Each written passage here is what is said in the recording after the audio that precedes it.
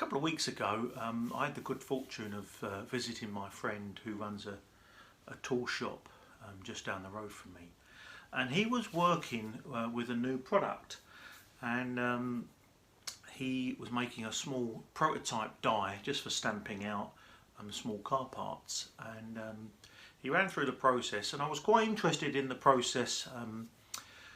Just really as an alternative to making steel dies. You remember maybe a couple of years ago, I made some dies that stamped out cover plates, steel cover plates. Now these dies, that's the bottom die. I'll show you the top die. Top die looks like this, all made of steel. It took me a long time to make. And they're sort of designed for mass production. You know, you can stamp thousands of these parts out. But I was interested in coming up with some rapid prototype tools that I could experiment making cover plates that I could change and modify very, very quickly, and they were a little bit cheaper to make. So he showed me this process, and he used a product that was new to me called DevCon plastic steel putty.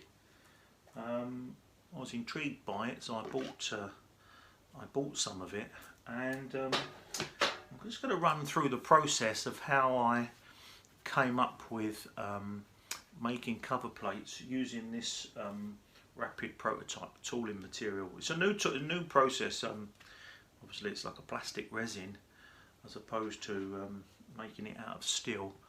But this is the process, so it's very interesting. So I'm going to pursue that a bit more, but this is how I did it.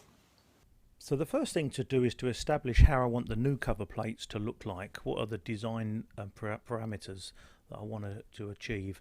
The first is that I took a standard 270 cover plate, and I wanted to raise the back up. I wanted my finger to be a little bit more seated into the back.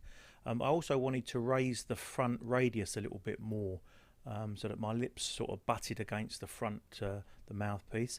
And the final one is I wanted very, very rounded ends, because I've got some whiskers there and they were trapping in the ends. So there were the three things that I wanted to accomplish.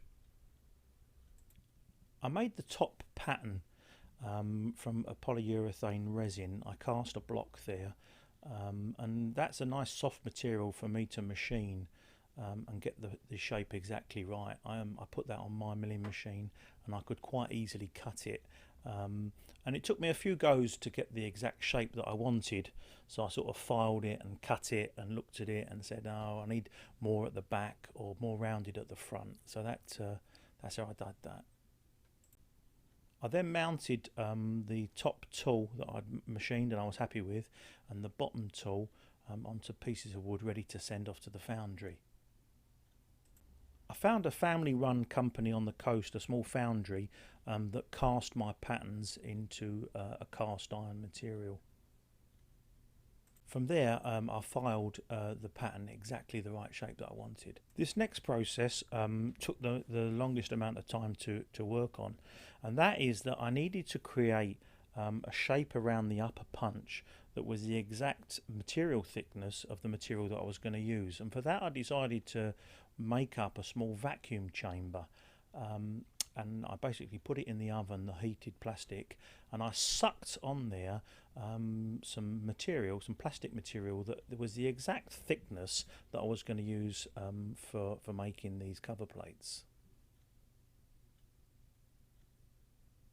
This process is quite critical because it gives me a material thickness around the top punch of which I'm going to cast the lower die. Here you can see me, I just trimmed up the plastic and I laid it over the top of the upper die, and then I mixed this DevCon material. Very simple to mix up, it's a little bit like a two-part epoxy, and I pushed the top die into a cavity in the bottom that is filled with the DevCon material. And here you can see the parts being taken apart, and you can see the lower die on the right is the exact shape of the upper die with the material thickness cast into it. This is quite critical and quite difficult to do if you don't follow this process. So I was quite pleased with the way the die come out.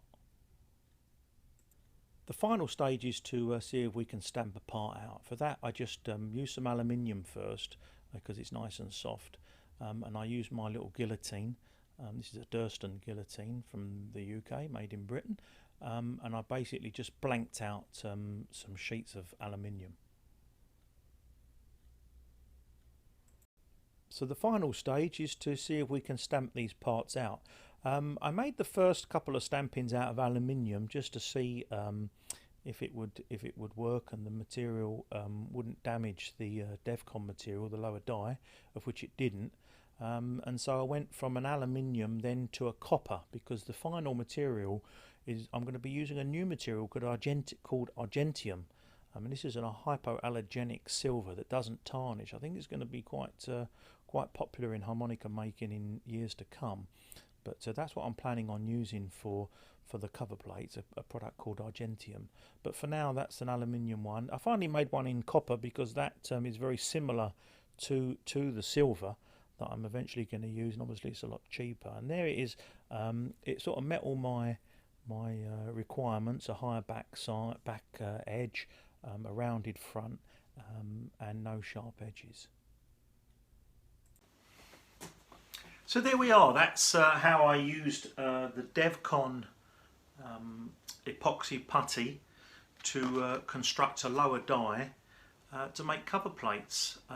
It was a very interesting process. It did take a long time. The process of making the vacuum chamber was quite a lengthy process, but I can use it again. The idea is that if I come up with a new shape of harmonica cover plate, that I can make it, and with the materials that I make it, I can change the shape, and then I can recast the lower die many times really until I get it right. And that's the real difference and the real benefit over making this prototype tooling versus making the still tooling. Once you've made the still tooling, it's very hard to change that. So that's it. So if you've got any questions, just fire away on an email. And thanks for watching. Thank you.